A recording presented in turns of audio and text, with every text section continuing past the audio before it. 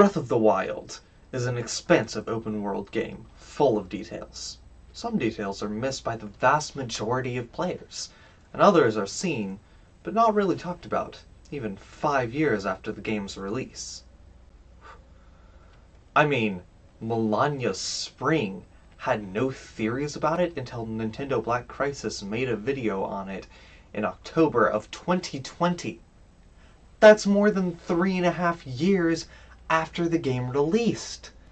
I mean, it took 3 years to write a theory about this?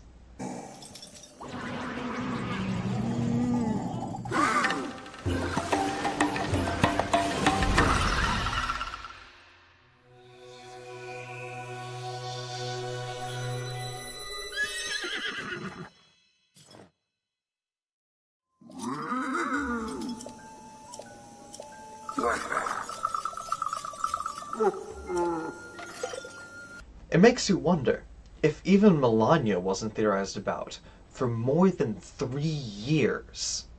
What smaller details have interesting implications that no one has even noticed?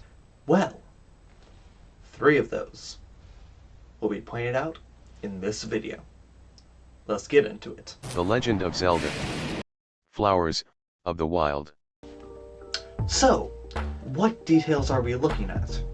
Well, let's go back to Melania's Spring for a second, because while Nintendo Black Crisis did an amazing job covering the spring, there's an important detail for this theory right nearby that no one seems to have noticed. Right next to the spring, there are very deep puddles of water.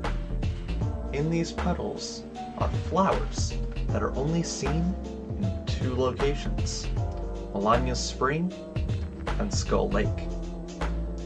So, what's important about these flowers? Why am I calling attention to them? Well, I noticed them because they glow in the dark. Due to this and my expansive curiosity, I decided to attempt to find out what kind of flowers they are. I introduced you to the Hellebore. When compared side by side, you can see the clear similarities in design. There are more than 15 different types of Hellebore, as Hellebore stems from the genus name, Helleborus. The flowers in Breath of the Wild most closely fit the Helleborus orientalis. So, once I figured out what kind of flower these were, I decided I wanted to figure out what the flowers stood for. So, to start things off, the Hellebore is poisonous. To quote the University of Vermont's Department of Plant and Soil Science, it is one of the 4 classic poisons, together with nightshade, hemlock, and aconite. In fact, the name Hellebore comes from the Greek ellen, meaning to injure, and bora, meaning food. Despite this, the Hellebore was also used all the way back in 1400 BCE as a purgative to cleanse the mind of all perverse habits. It was even thought to be able to bless animals. The Helleborus niger, otherwise known as the Christmas rose, is a hellebore that blooms around Christmas, hence the name, and thus has been used to symbolize the birth of Jesus Christ. So we have a deadly flower used to represent health, being blessed, and the birth of Jesus Christ, who himself died and came back to life, right next to Melania's Spring, the place where you go to revive your horse. Sounds very fitting to me. But what about the other location that they grow? Skull Lake. Well, Skull Lake is known for, well, looking like a skull, and for being the first place you find Kilton. But what else is important about Skull Lake? Or what similarities does it have to Melania's Fountain? Well, you may notice that right behind the fountain, there are these rocks. They also happen to be the same rocks that make up the entirety of Skull Lake. So what are these rocks? Well, assuming you have some knowledge of types of rocks, your immediate assumption would be that they are limestone. And that would be entirely right. although to be more specific, they are honeycomb limestone. So what does limestone represent? Well, limestone is a common stone to form fossils, and is actually closely associated with skulls. In France, there are incredibly long tunnels of human bones. These are known as the catacombs. The walls are mostly exposed skulls, and most of these bones have been fossilized through limestone. Limestone skulls have also been a very popular craft throughout most of time.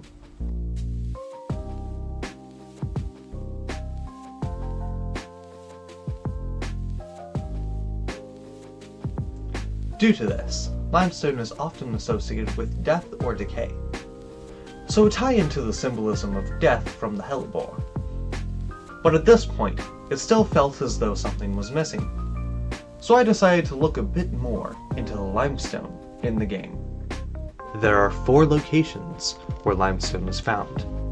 As already mentioned, it is behind Melania's spring and makes up Skull Lake.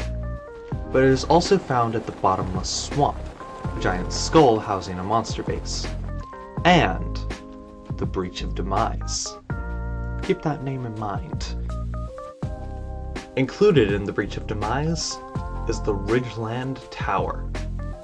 And here, we finally find the last remaining piece of this puzzle. We see that the mushroom trees are growing in the water. This is the Dragon's Blood tree. Real quick, in case you aren't sure that they are trees, you can actually cut down these small ones and you get wood from them. This is the Dragon's Blood tree in real life. According to the Global Trees campaign, the Socotra dragon tree is an iconic tree with a long history of commercial use. It is known only from the island of Socotra, Yemen, where it lives with remnants of prehistoric dragon blood forest on granite mountains and limestone plateaus. So it even ties into the limestone. Now, to show you why it's called the Dragon's Blood tree, they have red sap that is known as Dragon's Blood. This sap was believed to have either come from dragons, hence the name, or elephants. Who knows? Maybe there's a tie into Baruta? The Dragon's Blood has been used to symbolize protection, banishing, and healing, along with igniting the fire within to increase physical strength, courage, confidence, endurance, and focus. And suddenly, the pieces fit together. We have a flower that represents death, life, and rebirth. A rock that represents death. And a tree's sap that represents banishing, healing, strength, courage, and focus, or wisdom. It's the entirety of the Legend of Zelda. And the trees grown right next to the location, called the Breach of Demise. Those like you. Those who share the blood of the goddess and the spirit of the hero. They are eternally bound to this curse. An incarnation of my hatred shall ever follow your kind, dooming them to wander a blood-soaked sea of darkness for all time. Ha ha ha ha ha. Who knew that noticing one flower would lead me to symbolization of the entire series of The Legend of Zelda? Now, the only question remaining is, was it intentional or not? Please, let me know what you think in the comments. Anyway, that's about all I have to say on this topic. And I just want to give one big happy birthday to Breath of the Wild. And hopefully, we'll learn more information about the sequel soon. Have a good one, and remember to always science periodically. Bye.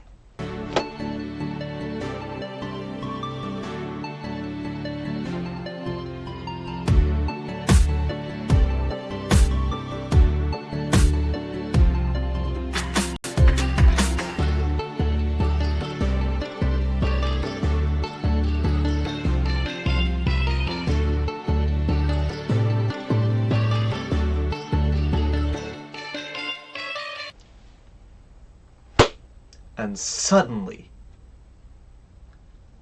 I forgot the line. God.